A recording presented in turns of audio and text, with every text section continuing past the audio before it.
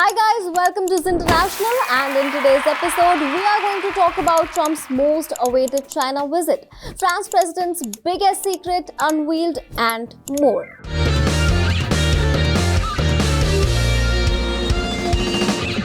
तो time waste नहीं करते हैं और सीधा पॉइंट पर आते हैं। US president Donald Trump visited China on 14th and 15th May। Beijing के इस विजिट पर पूरी दुनिया की नजर टिकी थी। After years of trade wars, tariffs and tech restrictions, is this a reset or just a fragile truce? So let's understand from the Iran war to Board of Trade what all were the major highlights of this visit. सबसे पहले बात करते हैं optics की। देखने में तो ऐसा लग रहा था जैसे चीन ने ट्रंप के लिए वो रेड कार्पेट बिछाया हो जो शायद किसी और लीडर को ना मिला हो। वाइस प्रेसिडेंट Han Zheng खुद उन्हें रिसीव करने के लिए एयरपोर्ट पहुंचे थे, which was itself a huge deal. इतना ही नहीं, ट्रंप को शी जिनपिंग के प्राइवेट रेजिडेंस में लंच करने के लिए भी बुलाया गया था, an area near the Forbidden City where even top locals aren't allowed. Again, it's a big deal. Interesting, right? So, economy के फ्रंट पर सबसे पहले बड़ी खबरें हैं। स्कॉट बेसेंट ट्रेजरी सेक्रेटरी ने कंफर्म किया है कि massive Boeing orders line up हुए हैं, एंड ट्रंप ने भी अनाउंस किया है, and it's all over the media in the US.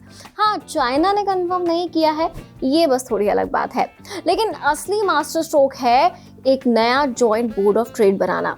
इसका मकसद है दोनों देशों के बीच होने वाले कमर्शियल डिस्प्यूट्स को मैनेज करना, ताकि हर बात पर टैरिफ और ना चढ़ जाए। अमेरिका चाहता है कि चीन उनसे सोयाबीन और बीफ खरीदे, और बदले में चीन चाहता है कि उनके रेयर अर्थ मेटल्स पर लगे रेस्ट्रिक्शंस के जवाब में ट्रंप अपनी टैरिफ की धमकियां वापस ले लें। पर इस पूरी बातचीत में सबसे डेंजरस मोड़ था ताइवान का मुद्दा। शी जिनपिंग ने ट्रंप को बहुत ही ब्लंटली चेतावनी दी और कहा कि Taiwan question is the most sensitive issue. Taiwan की आजादी और शांति फायर एंड वाटर की तरह है, जो कभी एक साथ नहीं रह सकते। ट्रंप ने मीडिया के सवालों को भले ही इग्नोर कर दिया, पर ये साफ है कि ताइवान की वजह से ये पूरा रिश्ता कभी भी एक एक्सट्रीमली डेंजरस सिचुएशन में जा सकता है। ऑल्दो अभी के लिए सब कुछ बहुत गुडी गुडी है। एक और बड़ा मुद्दा रहा ईरान के साथ चल रही यूएस की जंग। दुनिया का बड़ा हिस्सा तेल के लिए स्ट्रेट ऑफ हॉर्मूज पर डिपेंडेंट है, और ट्रंप ने ये क्लेम किया है कि शी जिनपिंग इस बात पर अग्री कर गए हैं कि India should never have nuclear weapons, but again Beijing stayed quiet. America को इस वक्त चीन की जरूरत है ताकि वो ईरान को इन्फ्लुएंस कर सके और तेल का रास्ता खुला रहे। बदले में चीन ने क्या मांगा होगा? मोस्ट प्रोबेबली ताइवान या टेक सैंक्शंस पर कोई concession. What do you think? Well, press conference को इग्नोर करना, चीन का कोई ओपन स्टेटमेंट का इस वीडियो के स्क्रिप्ट लिखने तक सामने ना आना, ये डाउट पैदा कर रहा है कि क्या वाकई इतनी प्रोडक्टिव रही ट्रंप की ये विजिट, या बस घाटे का सौदा कर लाए हैं Trump. Since we are talking about this, इस विजिट की एक और हाईलाइट भी तो है। US secretary of state Marco Rubio भी ट्रंप के साथ चीन गए थे, लेकिन टेक्निकली वो वहां बैन थे। फिर कैसे गए?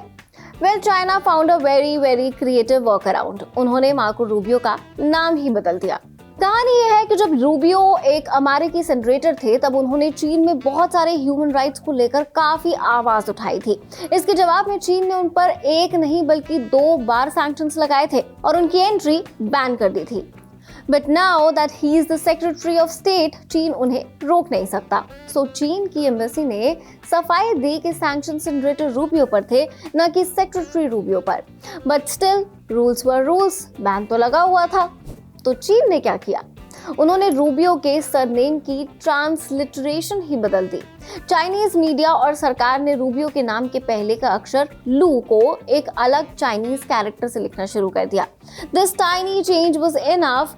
ऐसा करके चीन ने अपने ही सैंक्शन को लागू होने से बचा लिया। इसे कहते हैं डिप्लोमेटिक जुगाड़। नाम भी बदल गया और काम भी हो गया।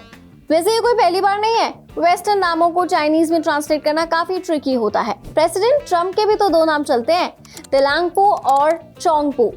चीन की सरकारी मीडिया उन्हें तेलांगपो कहती है, जबकि आम लोग और इंटरनेट पर उन्हें चोंगपो के नाम से जाना जाता है। चलो गूगल करके कमेंट में बताना कि तुम्हारा नाम चाइनीज में कैसे लिखा जाता है।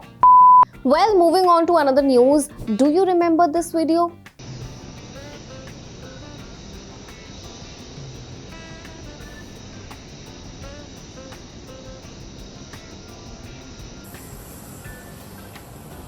Although French politics is no stranger to scandals, but this one is getting unusually cinematic. 1 साल पुराना वीडियो और एक नई बुक। अ परफेक्ट कपल ने फ्रेंच प्रेसिडेंट इमैनुअल मैक्रो और फर्स्ट लेडी ब्रिगिटे मैक्रॉन के बीच एक इनफेमस इंसिडेंट को फिर से टॉक ऑफ द टाउन बना दिया है, और I should say talk of the world बना दिया है। स्टोरी शुरू होती है 2025 की एक स्टेट विजिट से। जैसे ही वियतनाम के हनोई एयरपोर्ट पर प्रेसिडेंशियल एयरक्राफ्ट के दरवाजे खुले, कैमरों ने कुछ कैप्चर किया जो तुरंत वायरल हो गया। इमैनुअल और Brigitte were seen in a heated altercation right at the plane's door. Video में तो ऐसा लग रहा था जैसे प्रेसिडेंट को एक जोर का अरे बाप रे, ये तो धोती खोल रहा है। एनीवे, उस वक्त पैलेस ने तो इसे हार्मलेस हॉर्स प्ले कहकर टाल दिया था, बट पेरिस मैच के जर्नलिस्ट फ्लोरियन टार्डीव की एक नई बुक अब अलग ही वर्जन शो कर रही है। The book alleges that just before landing in Hanoi, Brigitte Macron ने अपने पति के फोन में कुछ मैसेजेस देख लिए थे। These messages were exchanged with Iranian French actress Golshifteh Farhani। Journalist का दावा है कि मैक्रो और फरहानी महीनों से एक प्लेटोनिक रिलेशनशिप में थे। ये क्या होता है? डिटेल में जाना है तो कमेंट कर दो, रिश्ते के अगले एपिसोड में बता देंगे।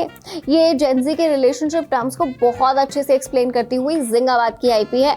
गो check it out after this video of course. हाँ, तो हम कहाँ थे?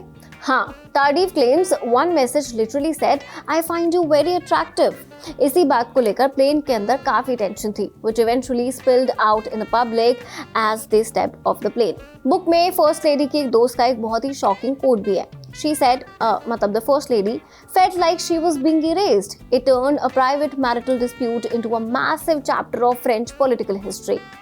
But wait, यहाँ दूसरा साइड भी तो है। ब्रिगिटे मैक्रॉन की टीम ने इस एलिगेशन को कैटेगोरिकली डिनाई कर दिया है। Their sources says Brigitte never even looks at her husband's mobile phone।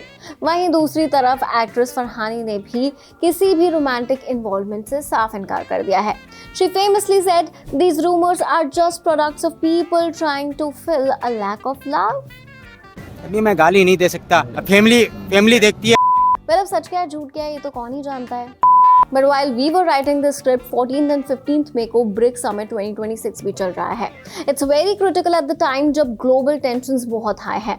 So बहुत कुछ अभी इस समिट में डेवलप हो रहा है। ये समिट इंडिया में हो रहा है।